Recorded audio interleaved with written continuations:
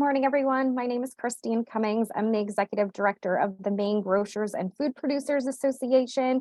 MGFPA is a membership-based business trade association representing Main Street businesses, including independently owned and operated grocery stores, convenience stores, supermarkets, food and beverage producers, processors, wholesalers, and distributor partners. And our primary role is legislative advocacy. Our office is based here in Augusta, walking distance from the State House, and I spend most of my time there during the legislative session.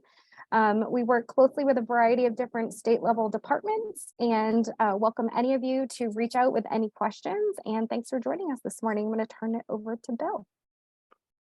Good morning. I'm Bill Soretta, Executive Director of Fork Food Lab in Portland. Fork is a membership-based shared kitchen and food business incubator. We have 60 members, and we're currently in the process of building out a new facility in South Portland that will house about 90 members. We hope to be there at some point this spring. We will be expanding our capacity for processing and packaging for our members, and we hope to offer some limited services to smaller scale manufacturers who may need some co-processing capacity as well. I will now turn it over to Sue Hansen.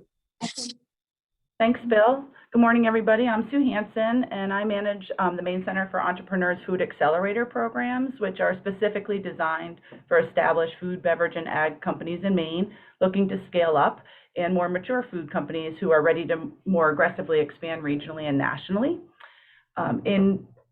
Our programs really focus on really trying to strengthen and grow Maine food and beverage businesses. So we provide mentoring and consulting from industry experts, learning workshops and webinars focused on food and beverage industry, and do partnerships like this with the Selling More Maine Foods Group. We have access to technical assistance resources and funding and access to market data, again, all to help strengthen and grow Maine food and beverage businesses. In the last 5 years since we've launched these programs, thanks to our partnership with Focus Maine, over 70 food companies have been through our programs. And an additional 40-50 have been through our Top Gun program, which is our startup program. So in addition to the 3 food program managers here at MCE, who each have over 25 years experience working in the food industry, we also have a mentor network of over 250 mentors that we leverage to service and help our companies. And they represent multiple areas and levels of expertise across multiple industries. But over 65 of our mentors have direct food industry experience. So today I'm really excited to introduce our speakers, who are not only highly skilled and experienced working with food and beverage brands and what they do, and you're going to learn more about them in a minute. They're also members of our MCE network. So we have Ian Pasquarelli, who's the founder and CEO of the Kitchen Network, and Jess Caven, who's co-founder and principal of Generation CPG. So Ian and Jess, I'll let you guys take it from here to further introduce yourselves and kick off session 2. Thanks, Sue. I'm Ian Pasquarelli. I'm originally from Holton, Maine, up in Aroostook County.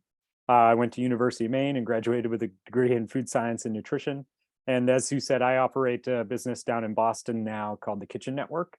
And we're sort of a full-scale research and development company that does everything from building food safety plans to product development to commercialization and a little bit of everything in between. In addition to that, I also just launched a beverage brand, and I'm starting a food inventory management software as a service program as well. As Sue mentioned, I'm also a mentor for the Maine Center for Entrepreneurs, and always open to answering questions or helping out however I can after this webinar. If anybody has any questions, please feel free to reach out. And now I'll pass it to Jess to introduce herself. Thanks so much, Ian. I'm Jess Caven. I'm the co-founder of Generation CPG, which is a CPG consulting agency that works in operations and supply chain. And what that means generally is that we help brands fully commercialize their products and everything that goes into that. So that could be finding and getting set up with a manufacturing partner, managing that relationship, negotiating contracts, sourcing ingredients and packaging, putting together COGS, cost of goods sold models, looking at margin analysis across different selling channels. We also help set up with a 3PL distribution and logistics partner. And then we offer general operations and supply chain advisory. And I live in Mid-Coast, Maine. I'm originally from upstate New York, so don't hold that against me, but I've lived in Maine for 5 years. My background is I've been in CPG for about 15 years. I also went to culinary school and just really am passionate about the food and beverage industry, and mostly I just really enjoy eating. I'm also a mentor with MCE, and as Ian stated, always happy to help and answer any questions. So post, this webinar series, feel free to reach out if I can help in any way, and I'm happy to be here.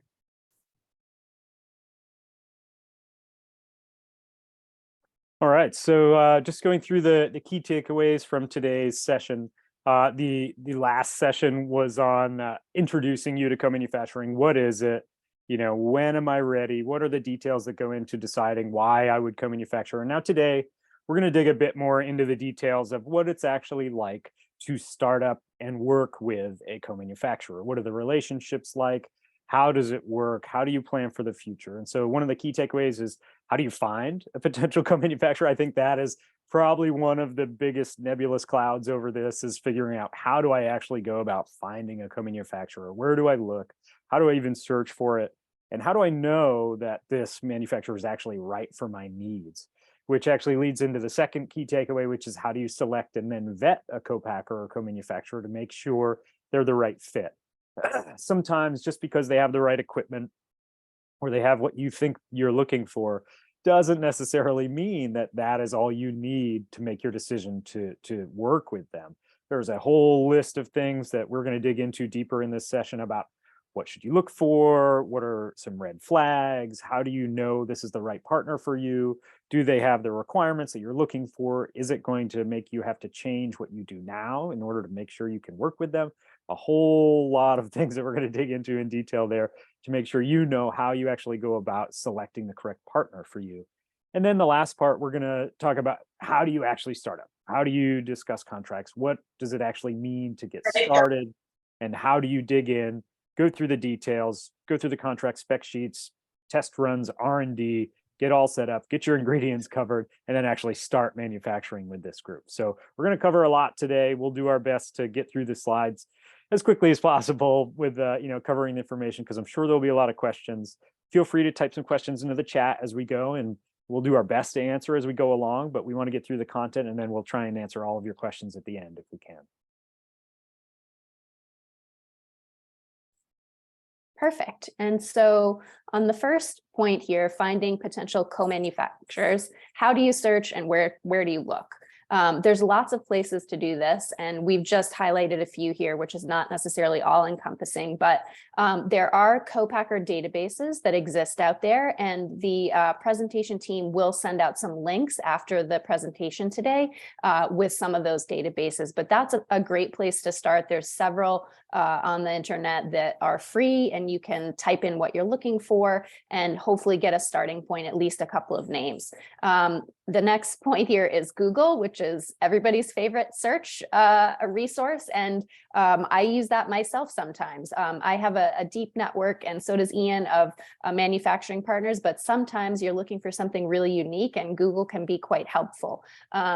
Some ways that I use Google, trying to be as specific as possible. So let's say you're looking for a manufacturing partner to do puffs in New England. So I would type maybe co-manufacturing, private label, puffed snacks, New England or East Coast, or even the state, and see what comes up. Sometimes nothing comes up, sometimes a few things come up, but you want to try to be as specific as possible when you're doing your search there. And then the next is word of mouth or referral, which I find to be one of the best ways to search and look for a co-packer, because if somebody's telling you that they have experience with them themselves, or they have somebody else they know that has, that usually means that the experience has been pretty good. And then you have hopefully a contact that they're sharing with you to reach out directly rather than just a cold outreach, which I think goes further. The next is state universities and cooperative extension programs. There are several of these throughout the country, and they can be incredibly helpful. Some of them have databases available online. Cornell is one of those, University of Nebraska, there's several others, but also just calling them and saying, hey, this is what I'm looking to do. Do you have any ideas of manufacturing partners that might be able to help? And they're always very willing to be helpful if they can and if they have that information. And then the last is just straight good old outreach. So cold outreach. Once you know what you're looking for, just literally making a list and reaching out. And we're going to go into that a little further in the session here. But generally putting together a list and just emailing, calling. Sometimes it's very hard to get responses from manufacturing partners, and that's probably one of the things that I hear the most. And really, you just have to be relentless and keep reaching out. I do find that responsiveness sometimes can be a red flag. If you've reached out multiple times to someone via phone and email and you don't hear back, that could be indicative of what the relationship would be like if you end up working with them. Not always, but if the responsiveness isn't good, that always makes me sort of raise an eyebrow and think about that as I'm vetting a partner. That's a great point, Jess. I just want to throw in one more thing. So yeah, you're absolutely right about the responsiveness. And unfortunately, sometimes this industry can rely on a foot in the door. And maybe it's just that one person you need to get on the phone to get that response back, and then it flows a bit more smoothly from there. There's a lot of nuance to how these conversations and outreach can go, but absolutely, you're totally right. And then just one more thing around word of mouth and referrals and outreach, where oftentimes, and I'll say this up front because this is probably going to happen frequently anytime you're looking for co-manufacturers, you're going to hear a no. And as if anybody's taken an entrepreneurship class or an incubator program or anything like that, anytime you hear a no, that doesn't have to be the end of it. The next thing you say is, okay, that's okay, I understand. Is there anyone else you can point me to? And this industry is, at the end of the day, is not that big. And so if you're looking for, especially for something specific for manufacturing, they're probably going to know the other players in the game, and they may know who you should talk to at that other manufacturer. And so if you get a no, just say, okay, could you possibly refer me to someone else? Do you know anybody else in the area who might have capacity? Or follow up with that. Always follow up with an ask if you can. What can you do for me? If you can't manufacture for me, is there something else you could maybe give me? And again, at the end of the day, the worst they're going to say is no. At least you ask and at least you tried. And again, as Jess said, we're going to dig into this stuff in more detail, but no doesn't have to be the end of it. Make sure to follow up with an ask and see if they can point you in the right direction. So now we're going to discuss a little bit more in depth about selecting and vetting a contract manufacturer. And I believe this section goes on for 2 slides. So there's a lot of information here, and there's a lot of information that's not even on here that we just didn't get a chance to put on. So I'm sure you might have more questions, but we'll dig in here. The first thing that's going to pop up is, does this manufacturer have the capability or equipment you need to produce and package your products? So if you were on the first session, you may remember that going from wherever you're producing now to a larger scale facility may not have the same equipment you're used to. It'll likely be a different style, different mechanics, different way that this product is produced, and it may have to adjust your formulation or how you're used to doing things. In addition to that, they may not necessarily have the same packaging capabilities that you're used to. Ideally, it's gut packaging you are interested in being in, and it's what you want to be in at larger scale. But sometimes you might have to adjust for what they have the capabilities for. Whether you're okay with that adjustment or not can help you make this decision. Is this the right manufacturer for me? Can they produce it? Yes. And can they get it in the package that I want? Yes. Okay, that's step 1. Now you dig into the rest of these questions on the list. What certifications does their facility hold?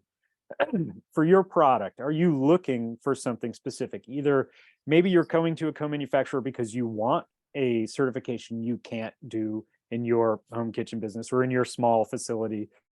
That could be a huge bonus for you. Oh, they are SQF certified and I can't get that in my facility. That could be a big benefit. Maybe they're capable of producing organic products. They're capable of producing gluten-free certified products at this facility. Any of those certifications can be a really big bonus to your brand's identity and help you get that extra seal on your package, or help you get that extra market segment on your side because you can produce in this facility that has this certification. So again, that's another check mark to add to the list. Could be a really big benefit to your brand.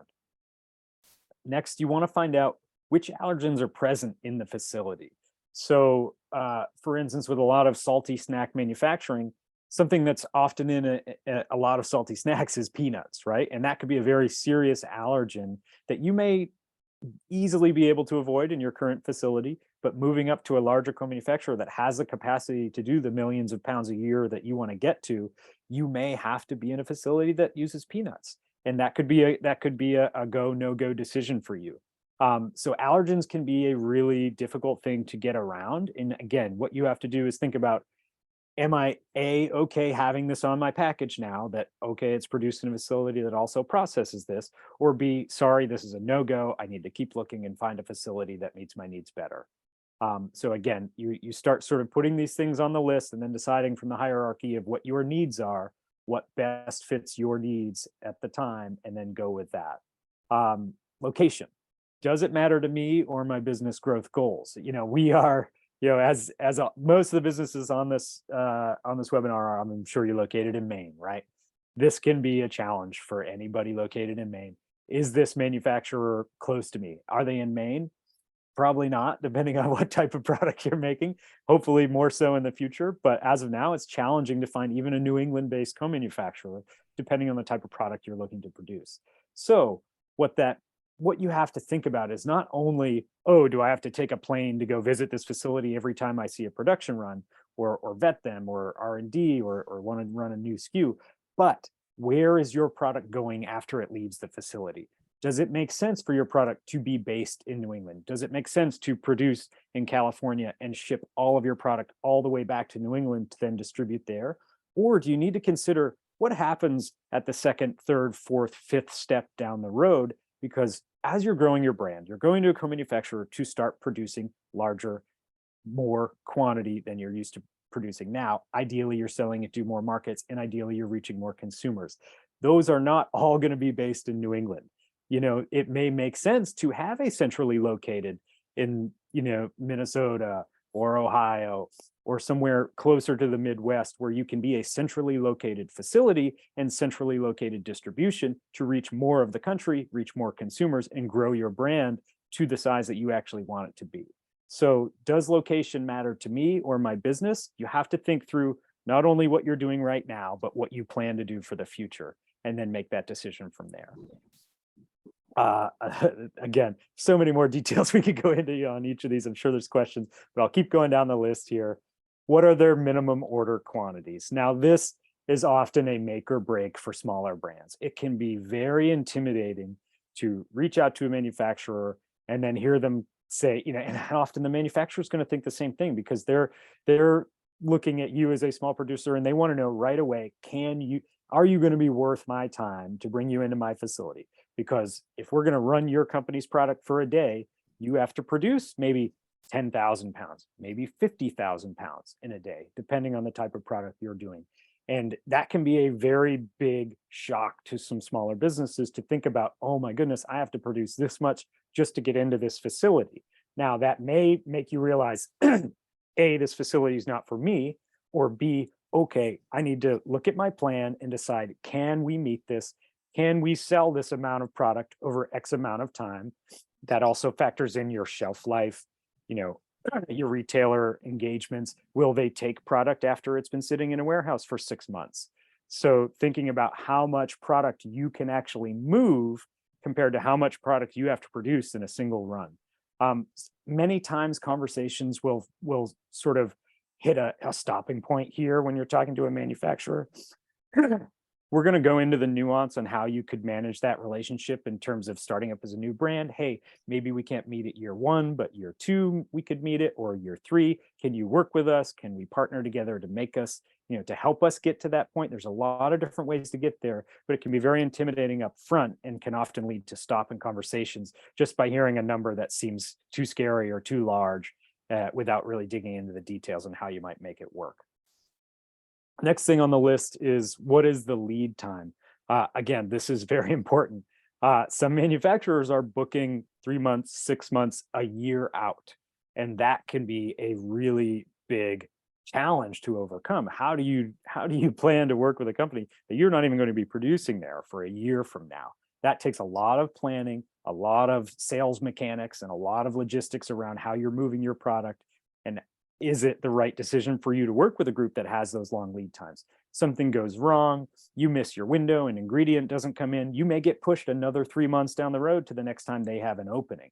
And so these are really important metrics to make sure that you understand in terms of lead time, to make sure you're not going to run out of product on the shelf. Because if a retailer tries to get product from you and you don't have it because you have such a long lead time on your co-manufacturer, they may kick you out the door and say, sorry, we're not having empty holes on our shelf. We're going to fill it with somebody else that has product. So that can have really big implications. So lead time is a very important metric to keep track of when you're considering what manufacturer you work with.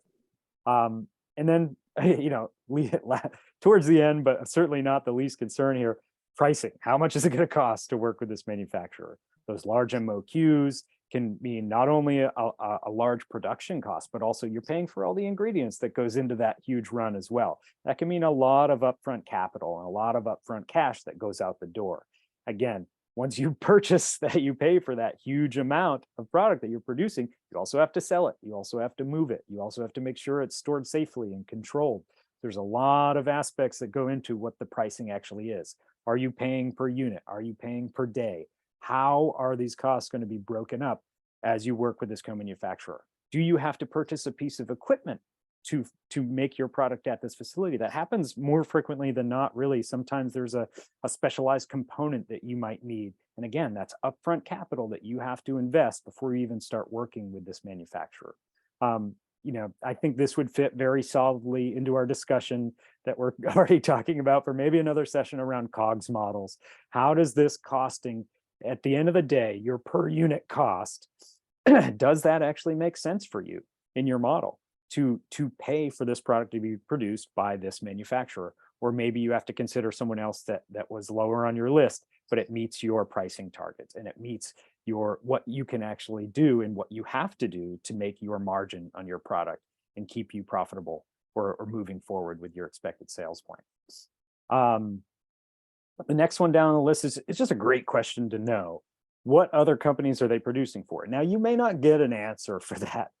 Some groups are more upfront than others in terms of talking about who they're producing for. Sometimes they'll tell you who they produce for. They may not necessarily tell you what they're producing or certainly how they're doing it. But it's good to know what other brands might be in the same group as you. So oh, I know the founder of that brand. I really like them. I like their product. They must be happy here. Or maybe you can go talk to them. And again, you want to get references. You want to hear from people that work from this co-manufacturer as well. What's their experience been?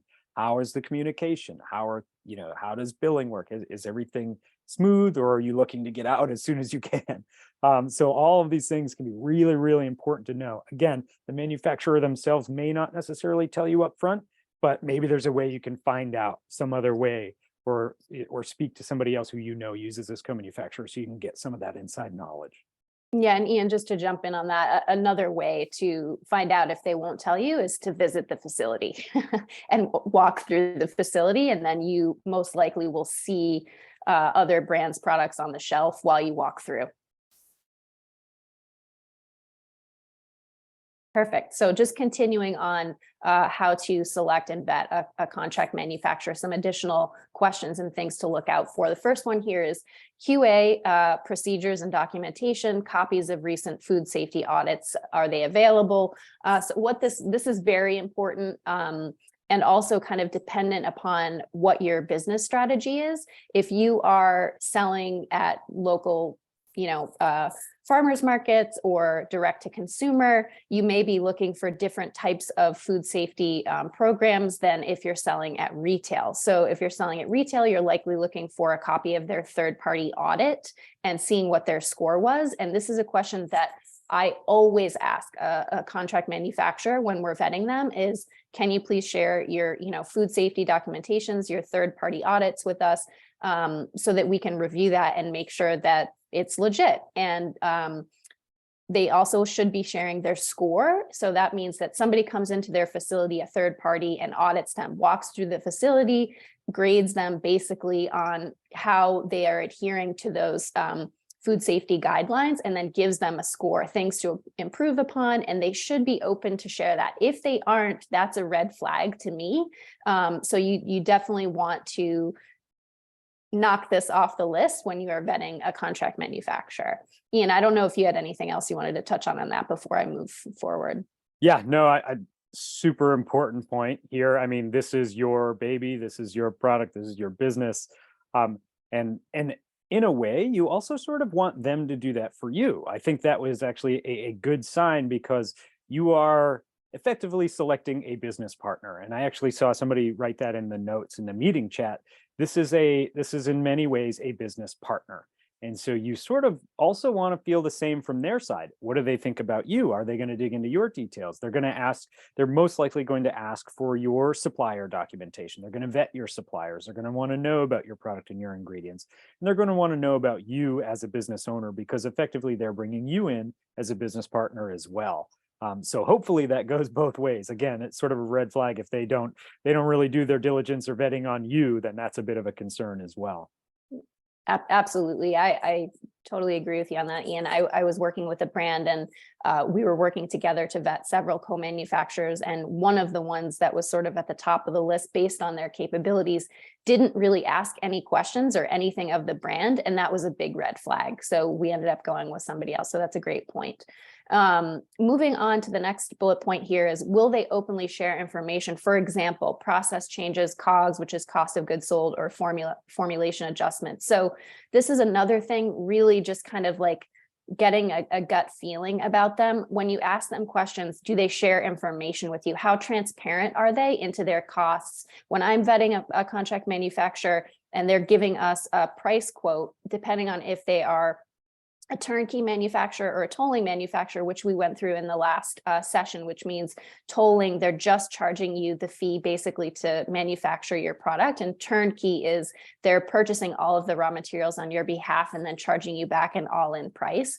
So when I'm vetting someone, we're asking, can you provide us with activity-based pricing, which means it's a breakdown, if they're a turnkey partner, of all of the components that go into that all-in cost. So what are they charging? Are they transparent on what they're paying for ingredients, or are they charging a margin on top of what they're paying for the ingredients?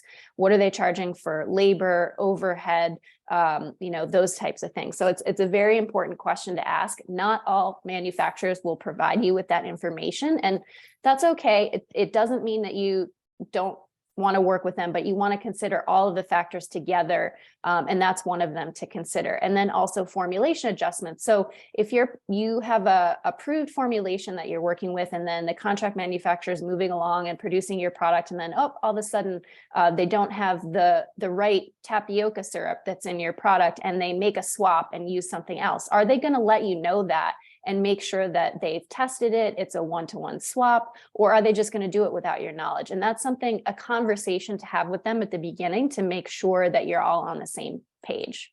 Yeah, I just want to jump in and just share a quick anecdote in direct relation to that as well, Jess, which is, I was working with this company recently that they're a national brand, they're in the box store, and they had this product they were making with a large manufacturer, and when they came in early in the relationship, they did it a bit hastily, and they jumped in and they needed it made, and they signed up and signed on with this manufacturer, and then very quickly found out the manufacturer sort of said, yeah, we can make this, and sent them some samples and got it to their spec, and then just they started rolling. They had to get the product out. They had a lot of demand, and they had to scale up quickly. And after about a year of working with them, the relationship started to be, not ideal for the brand's sake. They just weren't getting what they needed. They weren't getting communications, and the manufacturer would not share with them how they were producing their product.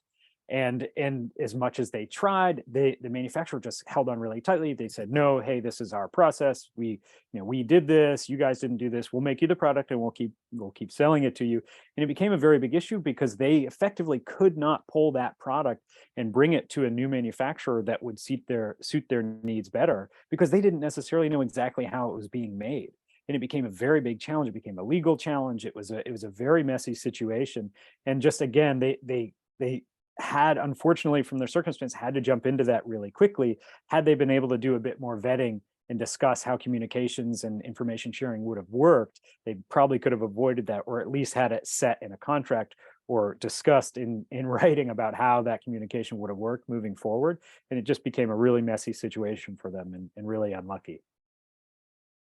Yeah, that's a great anecdotal story, Ian, and me as well. I have been working with a brand that is running into a similar issue because they're working with a very large manufacturing partner, and they're turnkey. So the manufacturing partner is purchasing everything on their behalf, and they're working through sort of a cost savings exercise right now. Their cost of goods is too high. They want to bring that down, but they don't have transparency into their ingredient costs. So we have to go out and kind of back into what we think they're paying based on the volume that they're producing, and then look at other contract manufacturers and say, like, do you think that you could replicate this, knowing that we don't have the exact process in hand? And that means that they're going to have to do a lot of R&D with a new potential partner. So they're going to be a little bit behind the 8 ball in terms of if they wanted to switch manufacturing partners. So it's really important to have all of those conversations up front and understand that you're all on the same page, and that this manufacturing partner is bringing what you're looking for to the relationship. On that note, the next bullet point we have here is, do they share company values? So this might seem not as important, but I think it's very important. And we're going to touch on this a little bit further when we talk about the relationship with the manufacturer. But do they openly share their company values? Are they able to talk about with you? Do they have it on their website? I think it's really important when you are vetting a manufacturer to meet more of the team, because the person that you're talking to might be the owner of the facility, they may be the salesperson, but they're probably not going to be the person that you are speaking to and working with on a day-to-day basis. So I think it's really important to understand the values and the type of people that are working within that facility. And so we typically like to ask, can we get on a video? If you can't visit in person, can we get on a video call with your production team, with your procurement team? And what are they like? So just kind of making sure that you touch on that as well. And does that align with your values and what you're looking for that's most important for your brand and your products? The next point here is, do they offer storage, logistics, or fulfillment? This is a big one when I'm looking for a manufacturing partner for brands to understand, as the brand, is this something that you need? How often are you going to be producing your product? Is it going to be weekly, monthly, quarterly, biannually? And if so, are you purchasing raw materials, ingredients, and packaging alongside those timelines? So if you're producing quarterly, 4 times a year, are you purchasing ingredients and holding them between production runs? And if so, will the manufacturing partner be able to hold that for you in their facility? Or are you going to have to look for an off-site warehouse, which adds additional cost? And then also, on the finished product side of things, you've produced the product. Does it need to ship out of that facility immediately, or can they hold it for a period of time until your customers, your distributors, the retailers pick up? So that's an important question to ask, and also something important for you to know before you go out to the manufacturer in terms of what you're looking for storage. The next bullet point here is in-person visits. This has changed a lot over the course of the last few years with the pandemic and COVID. When I was pre-pandemic vetting partners, an in-person visit was a requirement. I was always going to the facility, walking the facility, meeting people in person, making sure that we had face time in the facility and with the people that we would be working with. During COVID, obviously that stopped. Most of these facilities didn't allow in-person visits anymore because they're obviously trying to keep everyone healthy. And a lot more of this has moved to virtual. So it might seem silly, but asking for a virtual tour of the facility is something that we have moved to doing if they don't allow in-person visits. So that could mean that the person is literally walking around the facility with their iPhone or their computer and showing you. Some facilities have a pre-recorded tour of their facility. You could ask for that as well. But if you are not able to visit in person, I would absolutely request a virtual tour at a minimum, because you want to see the equipment, you want to see the facility, you want to understand what it looks like if you're not able to be there. I would also recommend, if they are allowing in-person visits, that is a very important top of the list thing to do if you can. Ian, I don't know if you had anything you wanted to touch on that as well. I was just exactly as you did, which is just, stress how important that is and how much you actually learn. Pretty much everything that's been on this list thus far you can figure out with an in-person visit. Even back to your comment about do they share company values? Unfortunately, and I say this with no ill intent whatsoever towards sales or business development professionals, but you can have a very different conversation with a salesperson for that co-manufacturer than you have with an R&D person. So they may not necessarily directly have the same discussion with you when it comes down to what it's like to actually make this relationship work or how it's going to happen.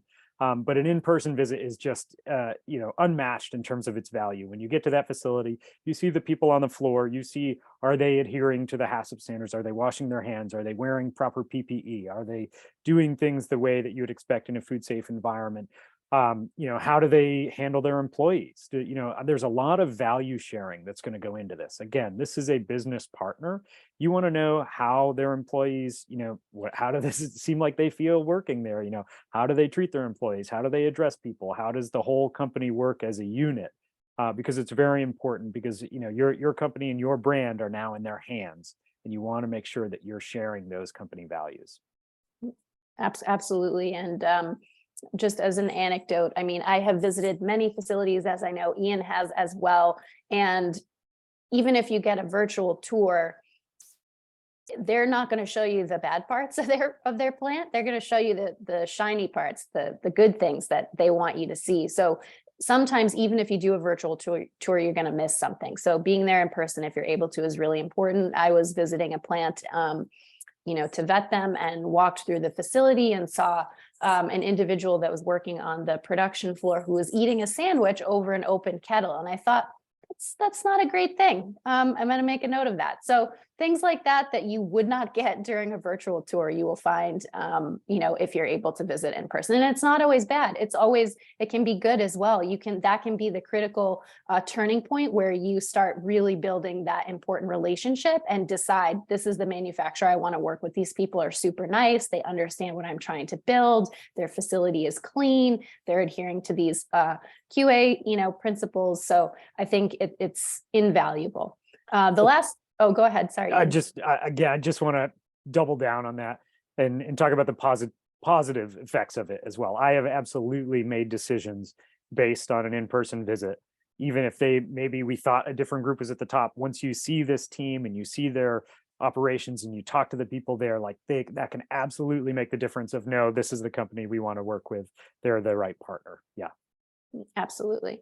And the last point we have here is referrals and references. So this is a question that you need to ask. Will you provide us with referrals and references? And sometimes manufacturing partner will say, no, all of our clients are under NDA. We can't, give you any names. We can't make any, provide any references or referrals. And that's not necessarily a red flag, but hopefully they will be able to provide you with at least one or two people that you can speak to just hear their experience. Now, again, if they're giving you a reference or referral, it's most likely that it's going to be positive. They're not going to give you a name of somebody who's going to talk badly about them. So I think you need to be creative and think outside the box there, where you're asking other people in the industry, even if they've given you a reference. Hey, has anybody worked with this person? Has anybody heard anything about these people? There are online CPG groups that you can post questions in. And that would be a great place to do that, so that you could see if you could get some objective feedback outside of references. Can move to the next slide. Perfect. All right. So once you've gone through that full list, you've gone through your vetting, you've done all your due diligence, and you're ready to start getting set up and move ahead with the contract manufacturer. What you want to do is align with your point of contact and establish consistent lines of communication, because communication is key.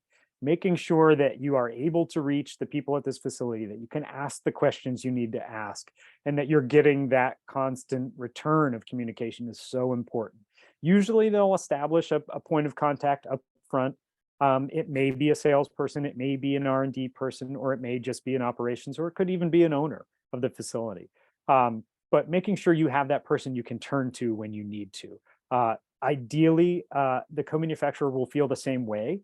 They want their clients to feel comfortable reaching out, and they want you to feel like you're a partner. And so it shouldn't be a struggle to figure out, not to be unaware of, who should I contact here? There's 10 people on this email chain. I'm not really sure exactly which one I should call. So it's really important to establish that point of contact. And you can ask up front, hey, if I have any questions, who should I be bringing this to each time? Because I want to make sure, we're using everybody's time efficiently, and I want to make sure I'm secure in getting these answers when I need them. Next, you're going to start diving into the R&D process.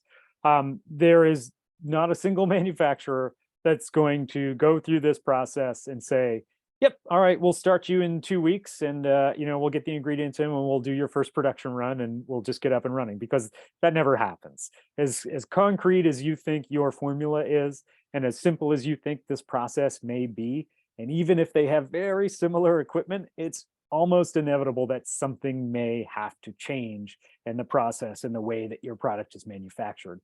They will always ask you to do R&D. Again, red flag if they don't. It's very important to make sure that you know how your product's going to run, that they go through the due diligence on ingredients, and that you're running R&D to make sure from point A to B to C is going to line up correctly. Also, from a manufacturer's point of view, they can't issue accurate pricing on how much it's going to cost to make this product until they know how your product runs. Again, red flag if they come out the door with a price and a contract and put it in front of you and tell you, hey, this is how much it's going to cost, and then we'll figure out R&D later. No, that's not how it works. Now, R&D in terms of cost can really vary across different groups. It really depends on the scale, the manufacturer, what this potential relationship is going to look like. I have seen everything from totally free, hey, let's bring it in, we'll run it for you, let's figure out the kinks, and then we'll have enough in our, to figure out what happens with pricing and contract details, and we'll go from there. Maybe it's only one day that they'll set up. Maybe they'll say, hey, we'll figure it out this week, and then we'll get back to you. Oftentimes they will want to charge a fee, because it costs a lot of money to A, shut down whatever production usually happens on that line, and B, just to have the staff there to set it up, to run it, and then to clean it and turn it around so the next run is ready to go. That takes a lot of time and money to do those things in these large facilities. So oftentimes you will probably be asked to pay an R&D fee or a daily fee or an hourly fee to get this, to get your product set up and run these R&D tests.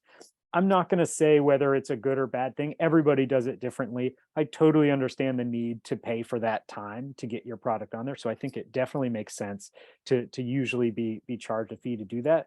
If you don't get charged for it, hey, that's a bonus, and that's a really good sign of an upfront investment in you.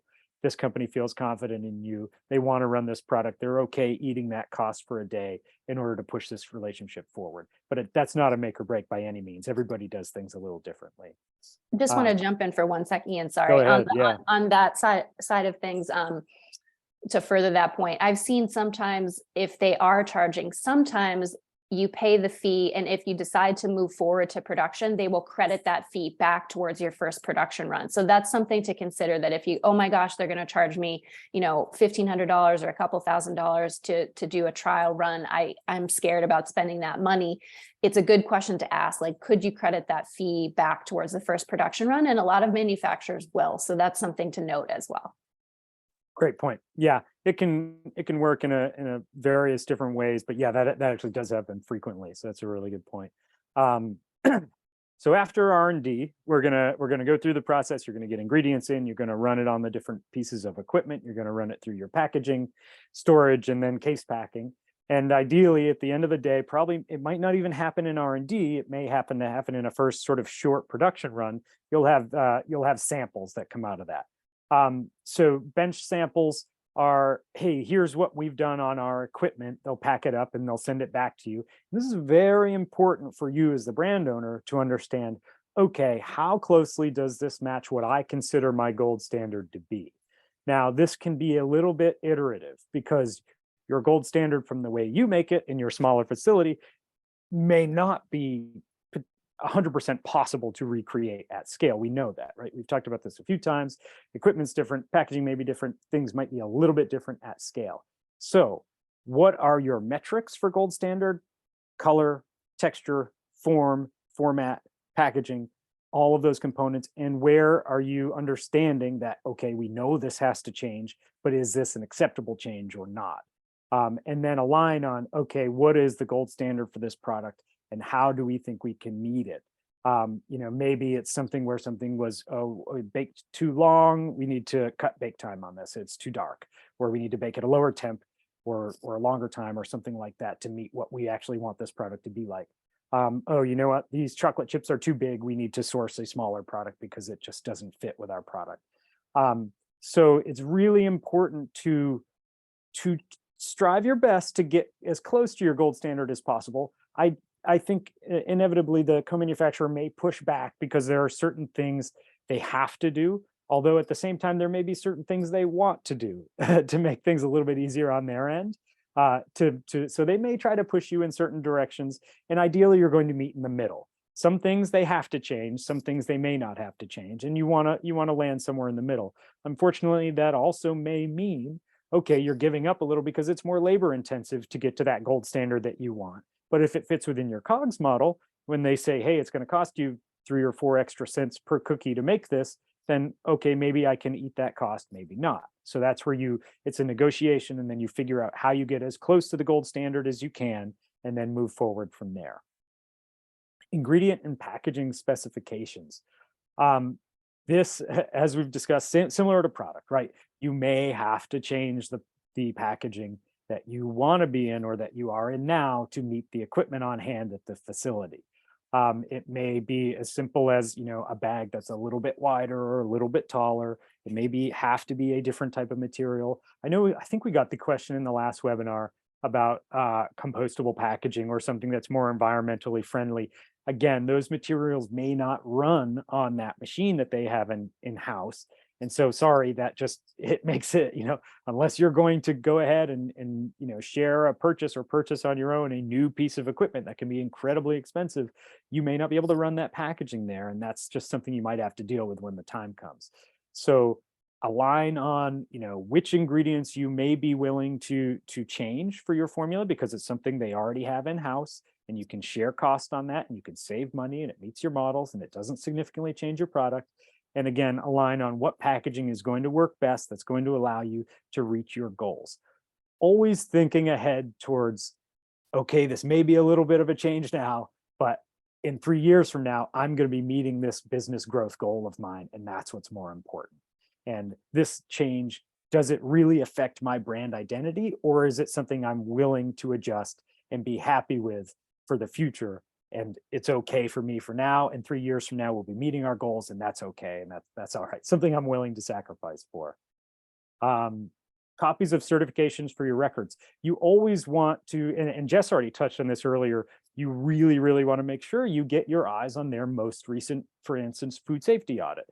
You want to see, okay, what were the areas and if ideally there's going to be areas of improvement noted. They are going to ask for, the auditor is going to ask for something to be adjusted in that facility, because nobody gets a perfect score. That would be pretty challenging to do that. So you want to see copies of certification. You want to make sure they're up to date. Some people have certifications that expired in 3 years ago or something. You want to make sure that they're actually staying on top of these things, because it's their responsibility to make sure they're on top of it, not the certification authority. And so a lot of times, and QA departments will often point this out if they're a good QA department, be like, oh, this kosher certification expired 2 years ago. This is invalid. This doesn't count. And so it can be with ingredients, and it can be with what certifications they have on hand for their non-GMO certification or their organic certification. So you want to ask for those copies for your own records so that you have eyes on that and make sure that they are staying true to what they're saying they're doing. Pricing quotes. So pricing quotes can be, more often than not will come back as a bit of a shock. I think especially we've seen this in the past 3 years with the increasing ingredient costs, with increasing labor costs, with increasing controls in place for COVID protocols. They've required more staff on hand at any given time on the floor because certain things can't cross over. So pricing quotes have somewhat gone up over the past few years, and they've made it challenging. We've all seen the prices go up on the shelf with inflation, and that has affected manufacturers as well. When it comes to pricing quotes, this is going to be part of your negotiation process as well. You don't necessarily just have to, see the first number and say, okay, that's it. I guess I just have to do this. Everything is part of a negotiation. We will dig more into, sort of the details on contracts. And I think, again, we could have a whole session on how you negotiate contracts and what goes into that. What are the different components? What are the levers you can pull, and how you work with ideally your partner, your co-manufacturing partner and business partner here to make it work for both parties.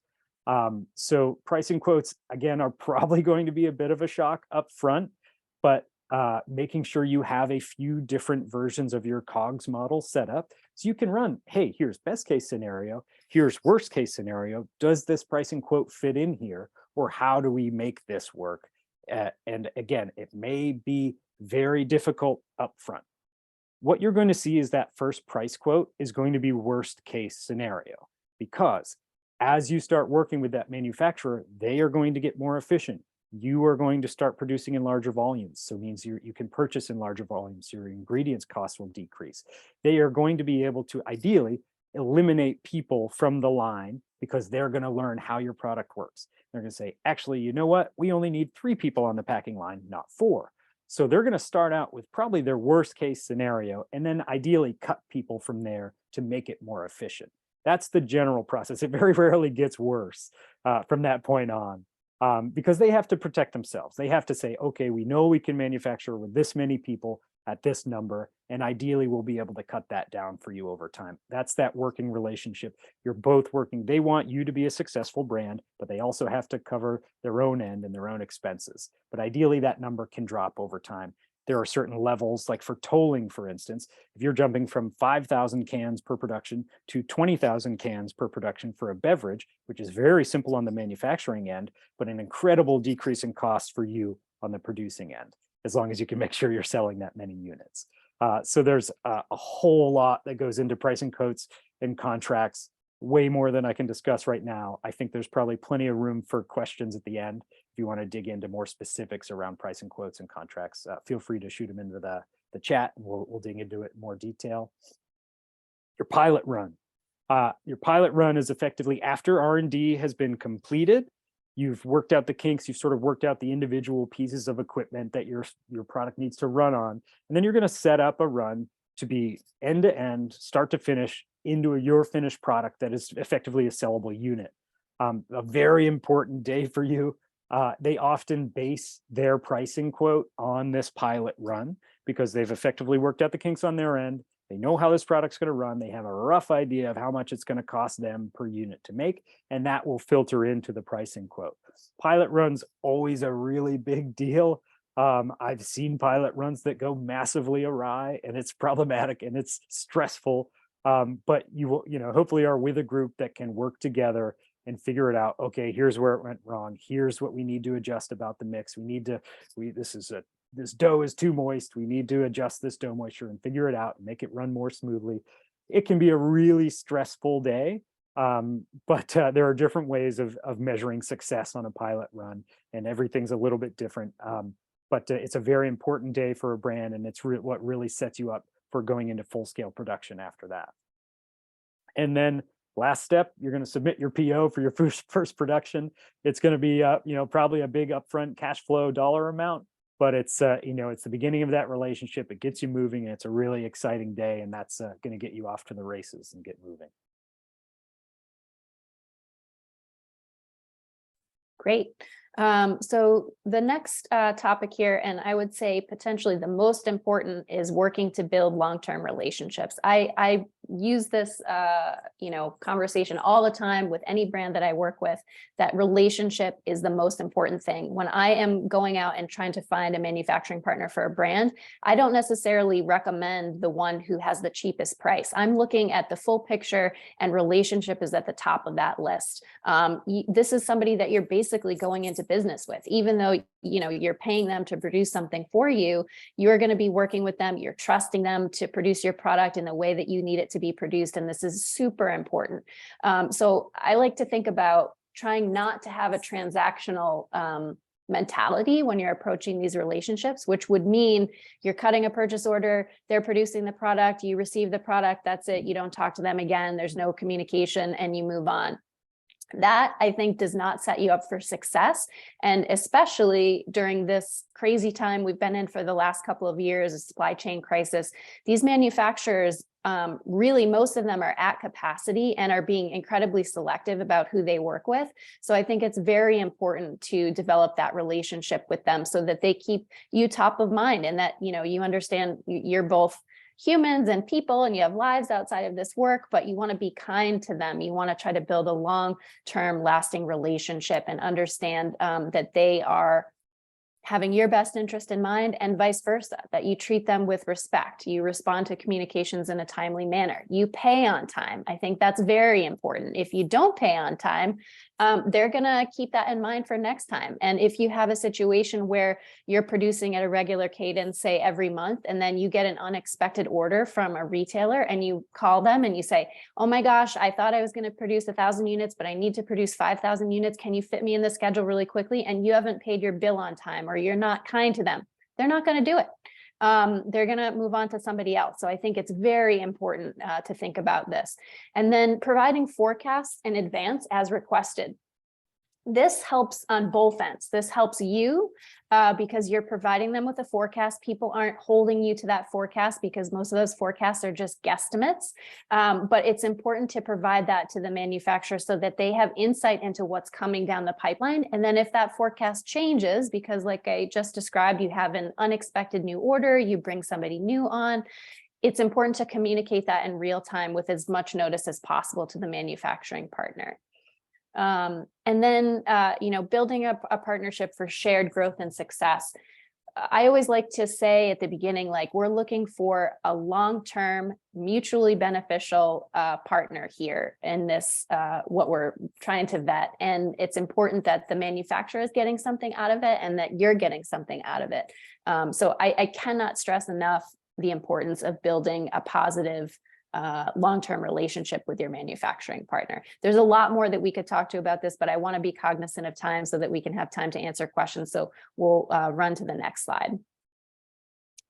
This is just a resource list. So the team here will send this out to everybody after the webinar, and there's live links in this. And these are some of the manufacturing databases that you can click through and see if you can find someone that you're looking for based on these resources. I don't know, Ian, if you wanted to touch further on any of these. No, I think, Okay. yeah, they speaks for themselves. We can jump right to the end and get to people's questions, I think. Okay, great. Well, thanks everybody to listening to us talk. Let's go to the questions. We'll take them in order here. Let me just scroll up to the top. Okay, so Allison asked, it's okay to ask them to share their pricing to manufacture your product and reasonable for them to do so and share their ingredient sources? 100% ask. It's absolutely reasonable to ask. Are they going to give it to you? Sometimes yes, sometimes no, but 100% everybody should ask this question of the potential manufacturing partner. Totally agree. Yep. Let's see. From Amy's Garden Jam, I have very high standards for cleanliness, you and me both. Is it reasonable to expect that from another company, or do I need to settle? You had mentioned that in Maine, co-packers aren't easy to come by. So this is a nuanced question. I think you want to hold, your standards high and try to find someone that meets them. However, there is always going to be an element of human error. Everybody is not going to be perfect all the time. So is there going to be a mistake, a package that wasn't properly sealed? Is there something that's a little bit dirty in the facility? Maybe, but you want to have an overall picture of how much are they adhering to these QA procedures and hope that they're as close as they can possibly get to perfect. No one is ever going to be perfect. So you want to keep that in mind. There's always a level of human error. Yeah, it's a great point, Jess. And also it's, sometimes the facility is growing too. They may be new, they may, they have their own internal issues. It may be staffing, they may be going through a challenge at their time. So again, there's so many other factors that we've just gone through that you want to also consider. And those go into this decision too, right? And so maybe they're working on achieving their SQF certification, but they're not quite there yet. Or they're short staffed right now and they're doing their best to get people in so they can do things better. You sort of get that feel once you start speaking with them. And as you go through this vetting process, you may figure out, okay, maybe this one metric is not where I want it to be, but I know they're actively working to make it better. I'm willing to work with them as they continue along that path. So there's a lot of factors that go into it.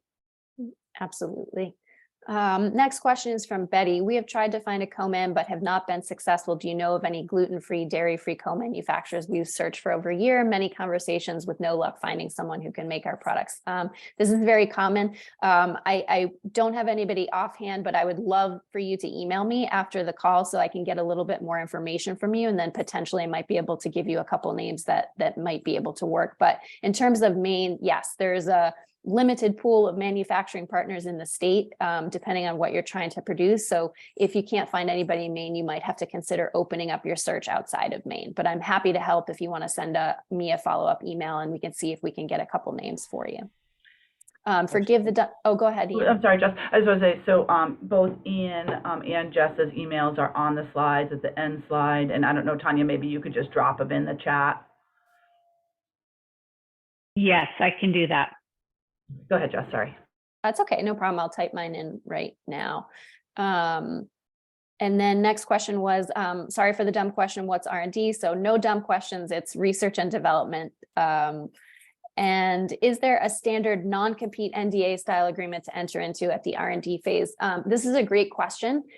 Typically, the manufacturer will ask, let's sign an NDA to continue this conversation. And either it's the manufacturer's NDA or it's your NDA. There's lots of sites online that you can get like free NDA templates, legal sites, and review them. We always recommend that you have a legal team review whatever it is that you're going to be putting out on your behalf or signing. So I would definitely recommend that. But yes, it would be important to have an NDA in place before you share anything proprietary on the R&D phase of things with a manufacturing partner. Most manufacturers will have their own, but as Jess said, it's totally acceptable to go find one online. There's a ton of templates online. Find one that you think matches what you want to hear and what your needs might be for yours. Turn it into your own document, put your letterhead on it, put a confidential statement on there, and use it as your own as well. Absolutely. From Barry, can you describe the importance of having a backup co-man to avoid any production disruption or stoppage that you cannot predict? Great question. And this has happened more frequently than in my entire career in the last couple of years because of the supply chain crisis, lack of labor, increased raw material costs. So I think it's very important to have a backup supplier. And that doesn't necessarily mean that you are producing with them, that you have had a trial. But I think what that means is that you have at least had conversations. They understand your product, your process. They've agreed that they have the capability to produce it. They've potentially provided you with a preliminary price quote, and you kind of keep open communication with them. It's very important, I think, to at least have somebody in the back pocket that you have already researched and had conversations with in order to avoid stoppage. You could potentially, depending on your current situation with your current manufacturing partner, if you're afraid that that's going to happen, that you're going to get dropped, you could run a trial with another manufacturing partner and consider them for small runs or seasonal runs or things like that, so that they have sort of a cadence already. You have a relationship, they've produced some product, and you're ready to go. I don't know, Ian, if you wanted to touch on that a little further. No, those were all great points. And as we say, backup, that may not just be one. It may be 2 or 3 to really cover your bases, because that other co-manufacturer may be full as well, and they may not be able to slide you in when you need it. And so a lot of times this should happen during your vetting process. You should have a top handful that you want to go with, and maybe you choose one to actually move forward with. It's always great to shoot a message to the people you spoke to along that process. Say, hey, just wanted to say hi, would love to know what your availability is. Just keep checking in over the next few months, because if that, unfortunately does happen, which we've totally seen happen in the past few years, it's really great to be able to have that communication, to be able to jump back in. And again, that one you were planning on might also be busy. Have another one and have another one on the list. Sort of set it up in terms of priority and make sure you have that backup, because we know it's needed. We've seen it time and time again.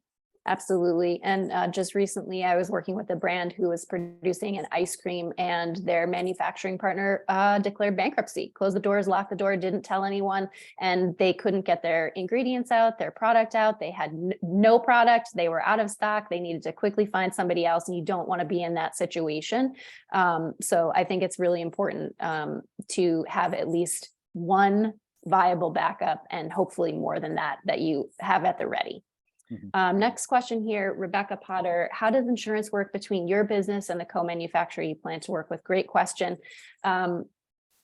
Depending on what the manufacturing partner offers in terms of a contract, there sometimes will be stipulations in the contract that the brand carries a certain level of insurance. You also want to ask the manufacturing partner, what insurance do you carry and what does that cover? And you want documents to review that. And then you want an insurance broker that is going to review that with you to make sure that it covers whatever it is that you need to cover. But your brand, without a doubt, will need to carry your own insurance for certain things as well, in conjunction with the insurance that the manufacturing partner carries. And we just advise, I'm not an insurance broker, so we advise that you go out to an insurance broker, talk about your product, what the specific risks are for you, where you're selling, and what they require. And then additionally, if you're selling at retail, retailers sometimes require that you carry a certain level of insurance for liability and safety. And so those are questions to ask as you're going to sell into retail. Is there an insurance requirement that I need to carry? And then you go back to your insurance broker and ask them to add that rider to your policy.